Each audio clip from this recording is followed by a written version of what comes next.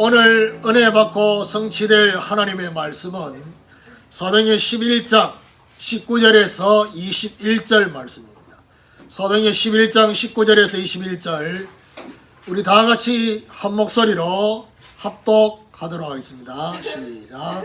그때 스데반의 일로 일어난 환란으로 말미암아 흩어진 자들이 베니게와 구브로와 안디옥까지 이르러 유대인에게만 말씀을 전하는데 그 중에 구브로와 구레네 몇 사람이 안디옥에 이르러 헬라인에게도 말하여 주 예수를 전파하니 주의 손이 그들과 함께 하시니 수많은 사람들이 믿고 주께 돌아오더라. 아멘. 우리 합독한 말씀을 가지고 안디옥의 전도 대상이라는 제목으로 말씀을 전가하기로 합니다. 우리 옆에 분하고 인사합시다. 영적 상태를 보고 바꾸어 줍시다. 건너와서 우리를 도우라가 성취되기 위해서는 안디옥의 구성요원처럼 되어야 할 것입니다. 오직의 응답을 확인하고 오직의 증인이 될 수 있도록 충만의 영향력을 가진 자로 문제 해결의 증인이 되어지고 본질에 완전 올인하는 자가 되어야 할 것입니다. 자, 오늘 본문은 마가다락방과 다른 안디옥 교회의 전도 대상과 전도 현장이 나와 있습니다. 이것이 왜 중요하냐?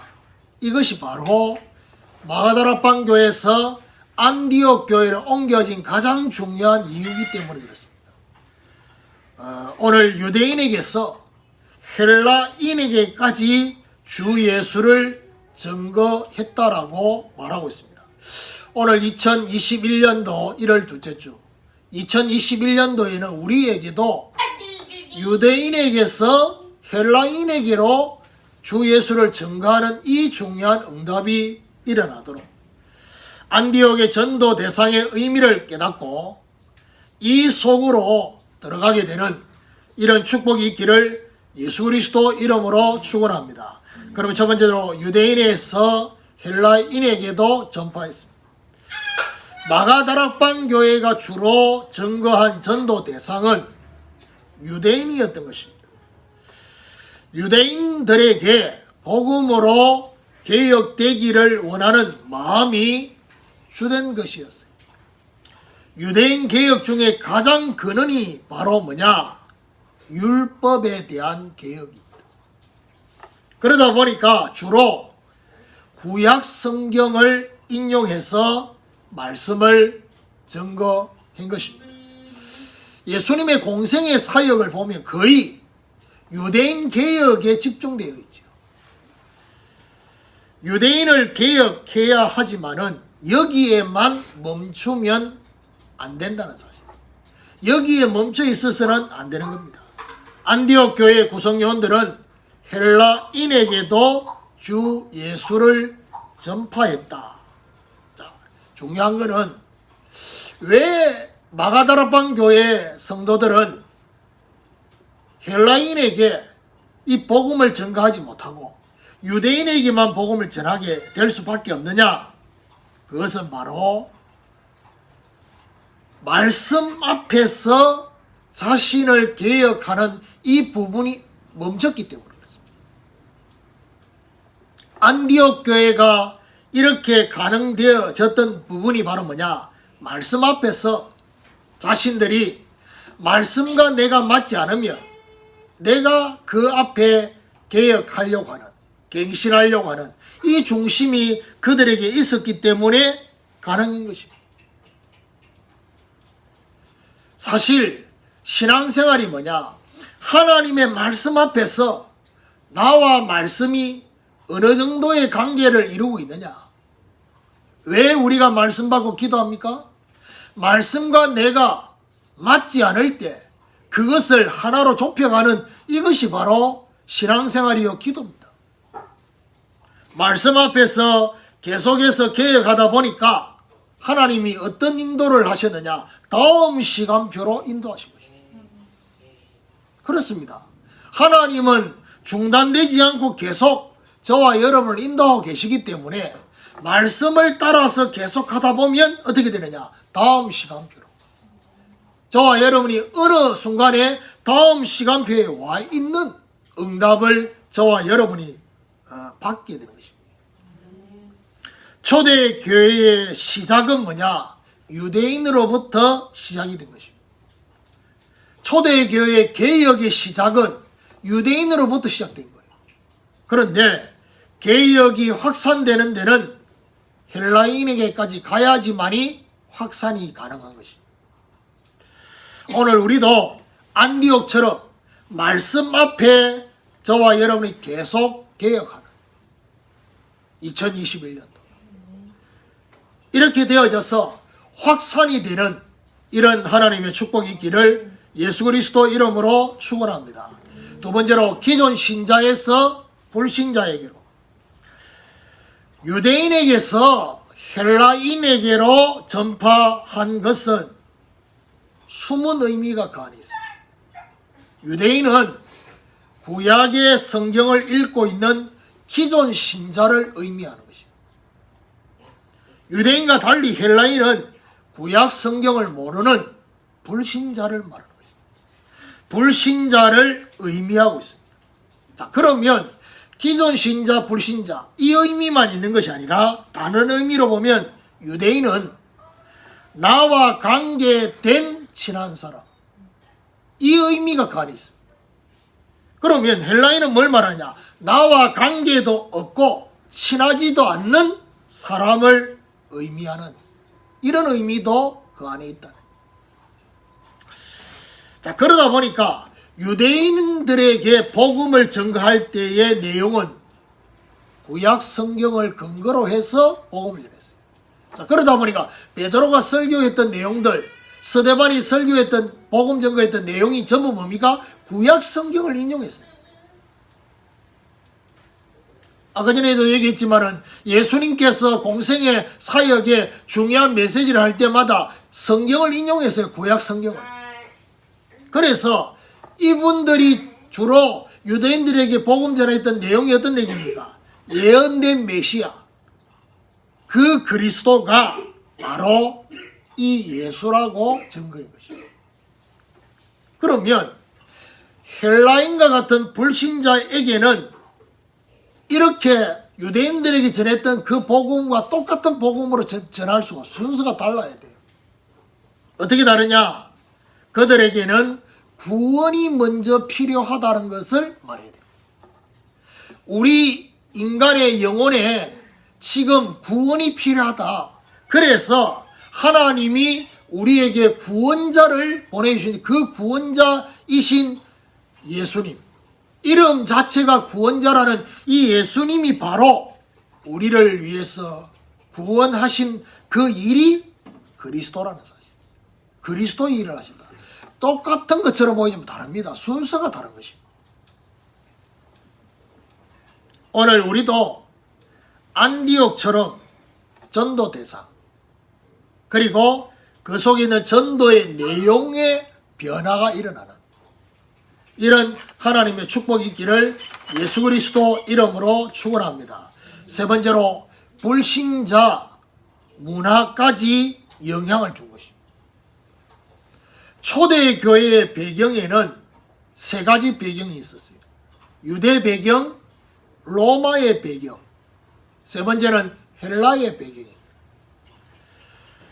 로마라는 현장의 배경은 어떤 배경이냐? 바로 정치의 색깔이 강한 배경입니다. 유대라는 현장의 배경은 어떤 배경이냐? 바리새 율법의 색깔이 강했던 것입니다. 그러면 헬라라는 현장의 배경은 무슨 색깔이 강하냐? 철학과 전통과 문화의 색깔이 강한 것입니다. 참고로 그때 당시에 초대교회 당시에 이 문화, 실제 문화에 있어서 중요한 것이 언어잖아요. 언어에 중요한 것이 헬라어가 이 유대와 로마까지 영향을 줘요. 그뿐만 아니라 문화가 헬라의 문화가 유대와 로마 전체에 영향을 주고 있었다는 사실. 그래서 헬라인에게도 복음을 전가한 것은 뭘 말하느냐? 문화까지 영향을 주고 있습니다.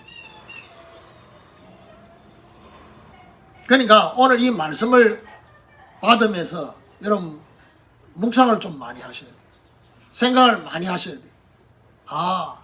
지금 내가 하고 있는 일, 내가 사역하는 그 사역의 대상이 기존 신자에게만 국한되어 있다면 하나님 앞에 기도해야 될 게 뭐냐? 기존 신자에서 불신자에게까지 영향 줄 수 있는, 그리고 그 불신자가 그냥 불신자가 아니라 불신자 문화까지 영향을 줄 수 있는, 이거 하나님 앞에 기도 제목으로 붙잡아야 돼요. 복음이 문화까지 영향을 주려고 하면 어떻게 되느냐? 여기서 또 한 가지 생각이 되는 게 뭐냐? 복음 증거의 내용도 달라져야 돼요. 쉽게 말하면 그리스도이신 예수님이 그분이 예수다, 예수가 그리스도다, 이런 복음 증거의 내용에서 달라져야 돼요. 문화까지 영향을 주려고 하면 무슨 말입니까? 그리스도라는 정답을 먼저 말하는 게 아닙니다.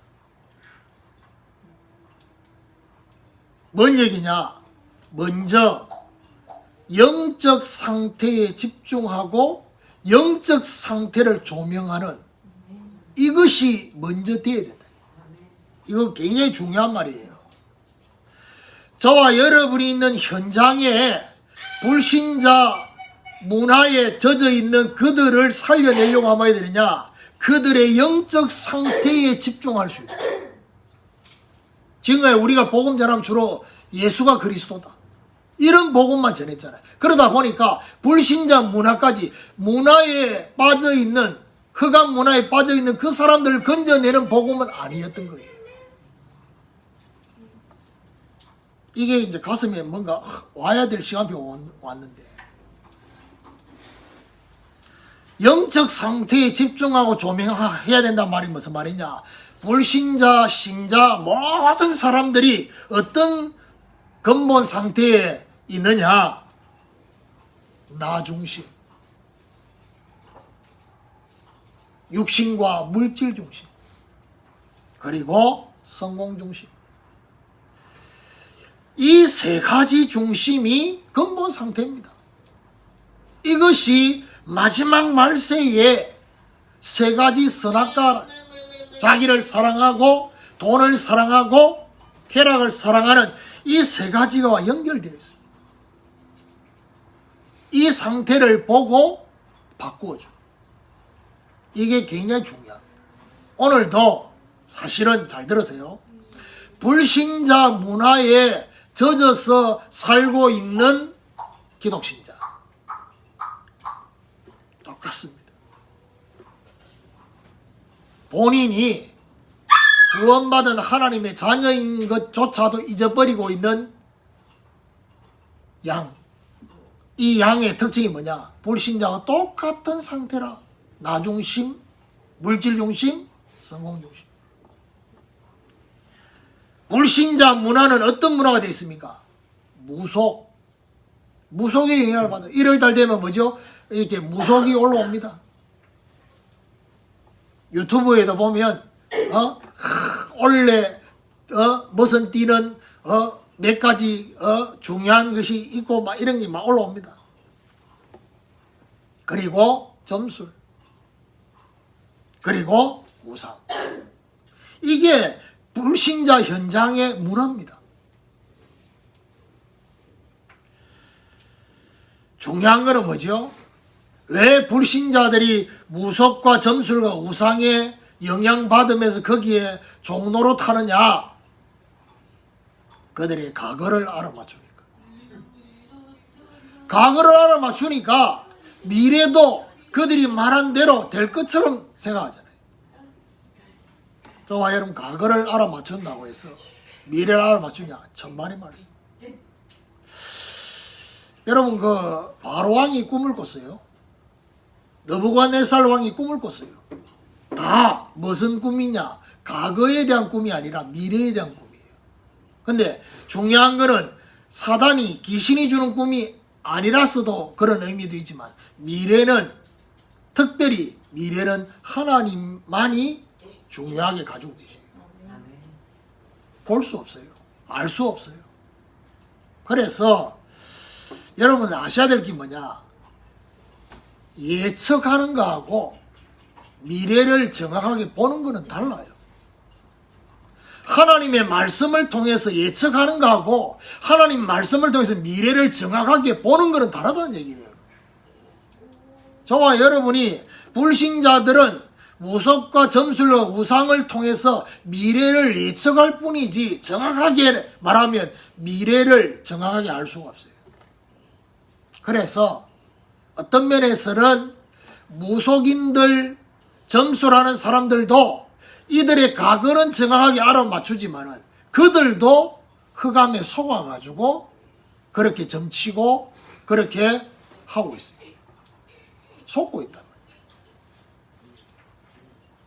그리고 그들에게 개인의 운명, 그렇죠? 태어날 때부터 죽을 때까지 피할 수 없는 개인의 운명, 이걸 보고 바꾸어져야 돼요.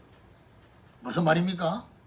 불신자 문화까지 영향을 줘야 된단 말은 예수가 그리스도란 이 말이 되도록이면 이 말을 많이 안 해야 돼. 거의 안 해야 돼요. 그건 제일 끝에 가서. 그들이 그러면 여기서 정말 빠져나올 수 있는 게 뭐냐라고 묻기 전까지는 어떤 면에서 이 얘기를 안 해야 돼. 영적 상태, 현장의 상태, 이거를 정확하게 보고 그 부분을 얘기를 해야 돼. 복음의 내용이 달라져야 돼.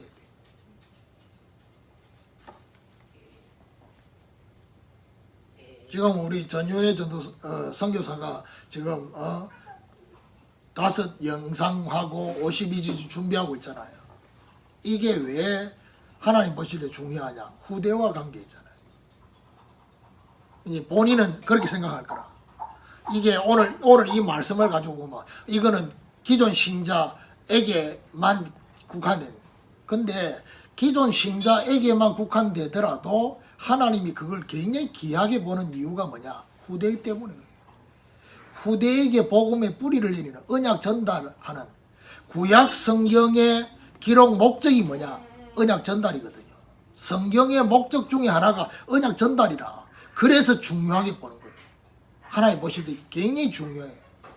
오늘 새가족 양육 메시지도 뭐죠? 개인 종말, 시대 종말, 지구의 종말을 준비하고 대비하는 데 있어서 뭐죠? 후대를 제자로 세우는, 그거 하는 일을 하나님 중요하게 보셔요. 그거와 거의 중요하게 같이 양대 산맥이 뭐냐? 불신자 문화를 바꾸는 거예요. 그러니까 불신자를 건져내는 거 말고 불신자 문화를 바꾸는, 영향을 주는 이 언약을 붙잡아야 돼요. 이거 하나님 앞에.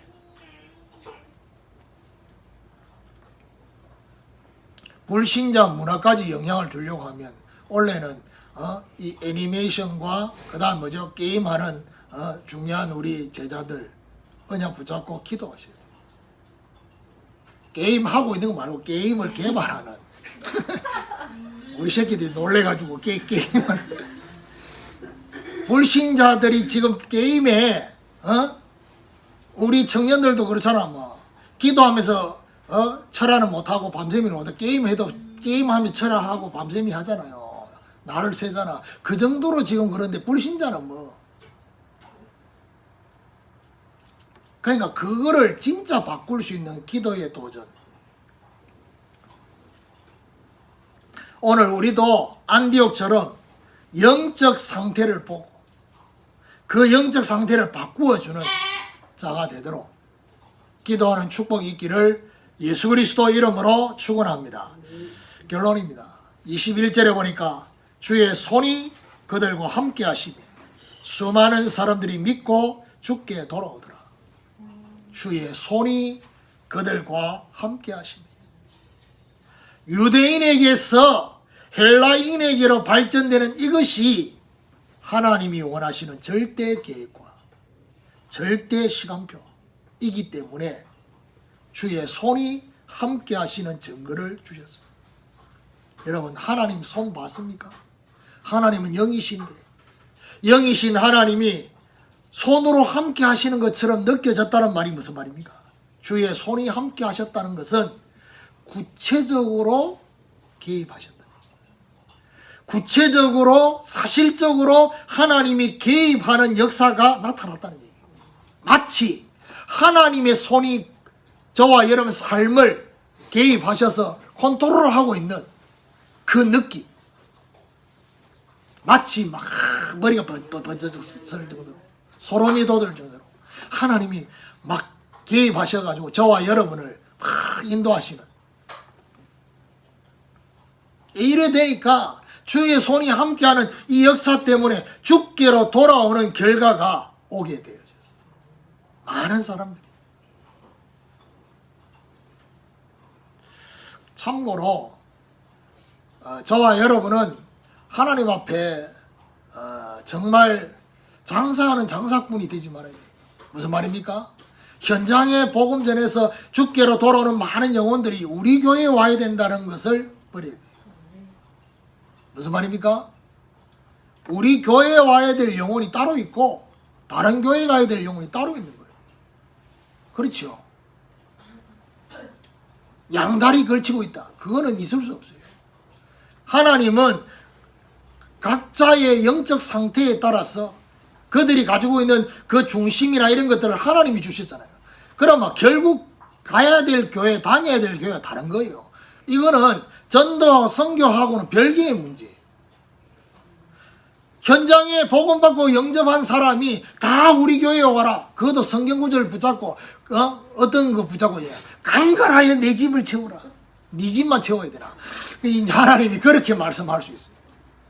이제 그런 것이 아니라 하나님이 각자 가야 돼.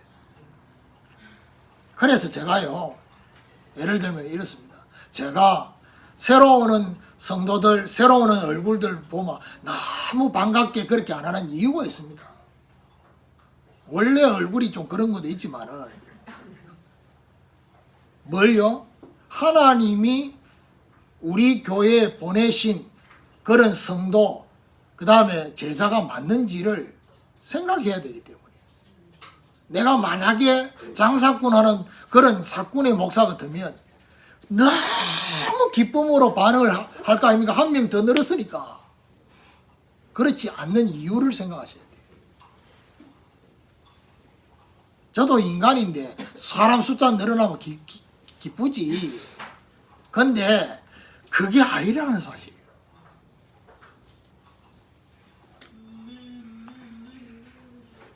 그러니까요, 여러분 한 사람이 바뀌는데 이렇게 오래 걸리는데, 근데 새로운 사람이 왔다. 그 빼내는데 또 시간 더 오래 또 걸릴 건데. 그러니까 너무 거기에, 그래서 제가 이렇게 기쁨으로 반응을 안 하더라도 너무, 혹시 여러분이 전도한 성도가 만약에 올 수 있잖아요. 목사님이 별로 기뻐하지 않는 거다. 지난 주간에 오신 두 분도 그런 반응을 보이셨다더라고요. 목사님이 그렇게 기뻐하시지 않는 느낌이었다.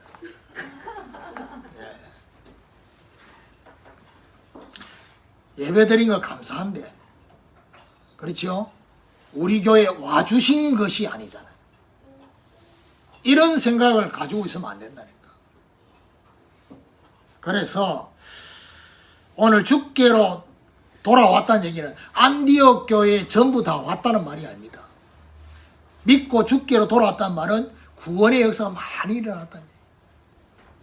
오늘부터 우리 모두가 안디옥의 전도 대상의 변화 속에, 그렇죠?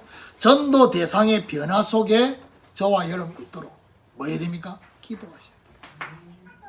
지금까지 내가 기도했던 중보 기도의 내용도 이제는 달라져야 되는, 중보 기도의 대상도 달라지는, 나하고 가장 친한 친구들 놓고 기도하는 그 기도에서 이제는 새로운 영혼을 놓고 기도할 수 있는, 현장을 놓고 기도할 수 있는 그런 하나님의 역사가 일어날 수 있도록, 그거 맞추어서 하나님이 새로운 현장으로 보내실 거예요.